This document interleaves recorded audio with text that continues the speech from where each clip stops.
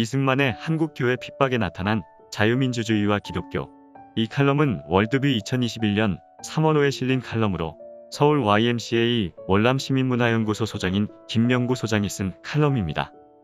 1910년의 강제병합 조약 이후 서북지역 기독교인들과 이 지역에서 활동하고 있던 신민회를 중심으로 독립운동이 확산되었다.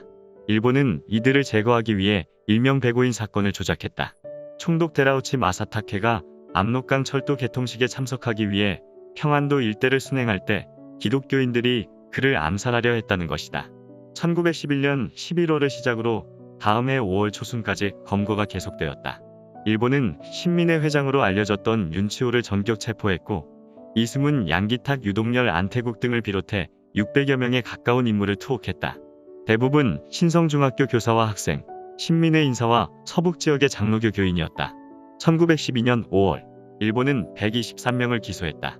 구속된 사람들은 구속 이유를 몰랐고 친일 선교사로 알려진 감리교, 동북아 선교 감독 해리스까지 연루되었다는 보도에 제한 선교사들도 어이없어했다.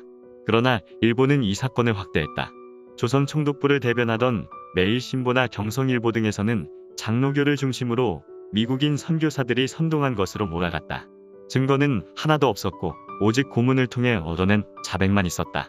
결국 1912년 2월 12일과 13일 이틀에 걸쳐 뉴욕 헤럴드가 이 사건을 대대적으로 보도하면서 미국의 교회와 기독교계뿐만 아니라 정계, 교육계, 언론계, 법조계 등에서 활동하는 거물들이 나섰다. 전 국무장관 포스터, 전 뉴욕시장 로우, 전 하버드 대학 총장 엘리엇, 예일대학교 총장 헤들리, 뉴욕의 아웃룩 사장 아보트 등이 회동을 갖고 일본의 조치를 비판하고 나섰다. 벤더빌트 대학과 에모리 대학 출신 상원의원들이 일본 감리교 목사이기도 했던 진다스테미 주미 일본 대사를 만나 선처를 요청했고 YMCA의 모트는 에딘버러 세계선교대회 개속위원회 각국 실행위원들에게 협조를 구했다. 미국 교회들은 일본 대사관과 교섭하는 한편 메이지 대학 총장을 지낸 우자와 후사아키와 오가와 헤이키치 등 일본의 저명한 법률가 16명을 고용해 대규모 변호인단을 구성했다. 미국 북장로교는 기관지 컨티넌트를 통해 1912년 8월 27일까지 재판 경위를 소상히 조사해서 기재했고 선교사들의 비판적 논조와 법률가들의 날카로운 지적을 자세히 발표했다. 장로교 선교회 총회에서도 재판 전후의 내용을 한 권의 책으로 묶어 미국 각 지역에 배포했다. 미국 정부와 일본 정부가 매우 친밀했고 전 세계적으로 식민지가 확장되고 있던 시대적 상황에서 이례적인 조치였다. 일본은 백오인에게 모살 미수죄의 유죄 판결을 내렸다가 경성 2심 법원에서 윤치호, 양기탁 등 6명을 제외한 99명을 무죄로 방면했다. 그리고 1915년 2월에 가서 특별 사면 형식으로 남은 사람을 사면했다. 미국 사회의 압박에 백오인 사건을 그렇게 종결한 것이다. 이 사건이 진행되고 있을 때 이승만은 서울 YMCA 학감으로 활동하고 있었다. 따라서 그는 매우 가까이에서 일본이 이 사건을 어떻게 조작하고 어떤 상황을 만들어가는지 지켜볼 수 있었다. 일본이 이승만까지 가두려 했을 때 YMCA의 존 모트와 미국 선교사들 그리고 제1선교사이자 감리교 동부가 선교감독이었던 해리스의 도움으로 미국으로 피신할 수 있었다. 이승만은 미국 정부와 미국 사회, 미국 개신교계가 이 사건을 어떻게 처리했는지 지켜보았다. 그는 이 사건을 둘러싸고 벌어졌던 일본의 기독교인 탄압 정책과 자신이 겪은 경험, 선교사들의 진술, 영미 각국의 신문 보도, 미국 교회와 기독교계의 보고서와 발표문 등을 수집해 분석했고 한국과 한국교회를 핍박하는 일본의 행태와 그 의도를 고발하려고 했다. 1913년에 하와이에서 발간한 한국교회 핍박은 그런 의도로 저술되었다. 덧붙여 이 책에는 이승만이 추구했던 사상과 정치 체제, 기독교 신학도 포함되어 있다. 이승만은 미국 사회가 일본의 교회와 기독교에 대한 핍박을 자신들이 추구하는 정치 체제에 대한 도전으로 여긴다는 것을 간파하고 있었다. 그는 미국 기독교, 민주주의 체제가 서로 엉키고 묶여있는 것을 파악했다. 실제로 초대 미국 공사 박정량은 미국, 기독교, 민주주의 체제가 묶여있다는 것을 고종 임금에게 보고한 바 있었다. 이후 한국의 개화 지식사회나 신진 지식사회는 기독교를 미국의 종교로 여겼고 미국을 민주공화국의 개조라고 믿고 있었다. 이승만은 다시 한번 그것을 확인했다. 이승만은 이 책에 내치상관계에서 한국교회에 대해 다음과 같이 말하고 있다. 1. 교회는 한국인들이 자유롭게 회집할 수 있는 처소이다. 2. 교회 내에 활동력이 왕성하기 때문이다. 3. 교회는 합심하는 능력이 많기 때문이다. 4. 교회를 통해 한국인들이 국민적 에너지를 유지하고 있기 때문이다. 5. 교회에서 청년들의 교육을 힘쓰고 있기 때문이다. 6. 교인들은 우상을 섬기지 않기 때문이다. 7. 선교사들의 도덕적 정의감이 한국에 확장되고 있기 때문이다. 8. 교회를 통해 혁명사상의 풍조가 전파되기 때문이다. 여기에서 이승만이 말하는 혁명사상은 자유민주주의를 말한다.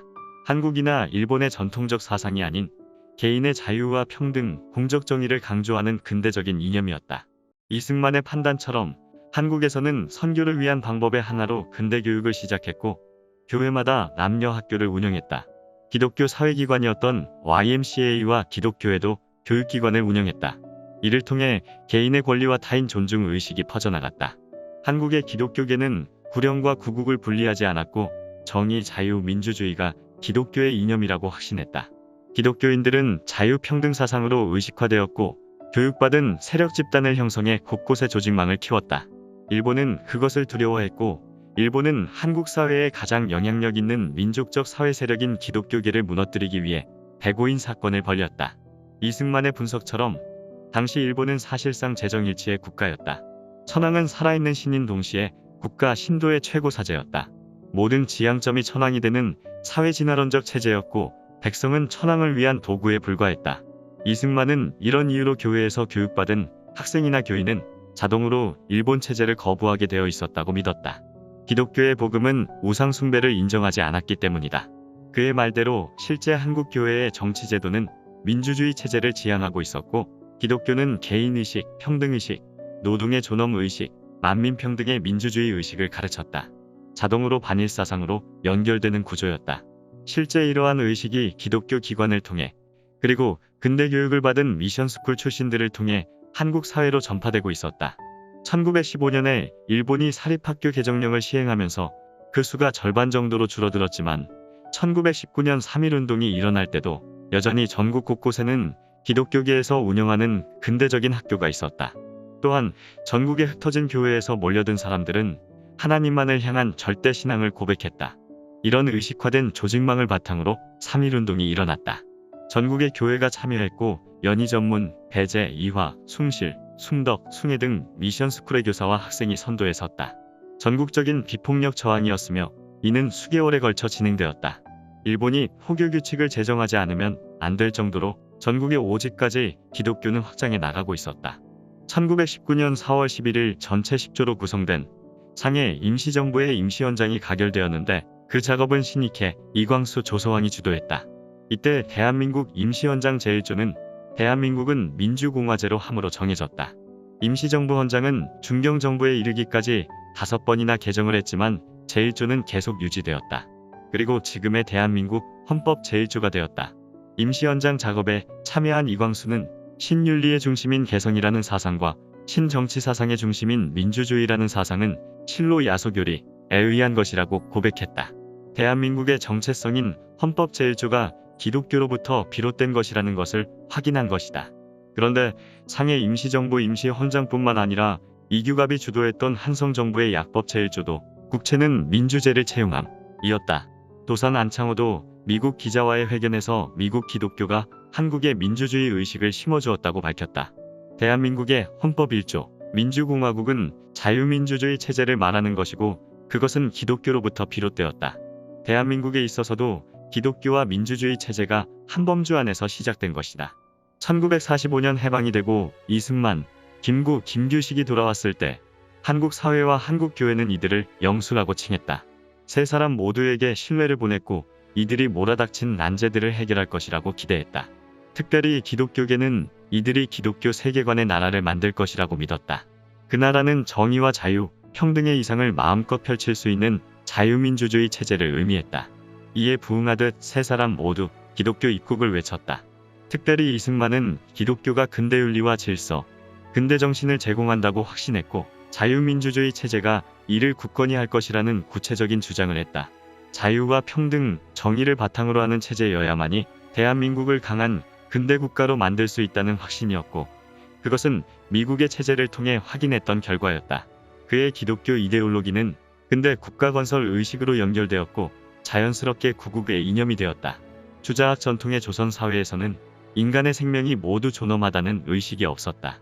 그러나 하나님 앞에 인간은 모두 같다는 신부적 인간의식, 성경이 하나님의 말씀이라는 의식, 십자가에 대한 강조, 거듭남이라는 단독자성을 통해 곧 기독교 복음을 통해 인권과 민주주의 의식이 고양되었다. 기독교는 절대자 야훼 하나님 아래 누구나 수평적 존재라는 의식에서 출발한다. 이것을 바탕으로 인간의 인습과 제도, 인간관과 사회관을 검토하고 심판하며 소속 교인들의 삶과 행동을 규제, 훈련한다. 모든 문화적 전통과 사회구조, 신분관계, 관습과 제도 등도 검증한다. 그리고 신부적 인간의식으로 귀결시킨다. 경건과 신실, 공평한 처리, 인내, 친절, 책임감 등을 지향하게 되고 이를 저해하는 것에 대해서는 저항하게 된다. 한국의 자유민주주의 체제는 이런 의식에서 비롯된 것이다.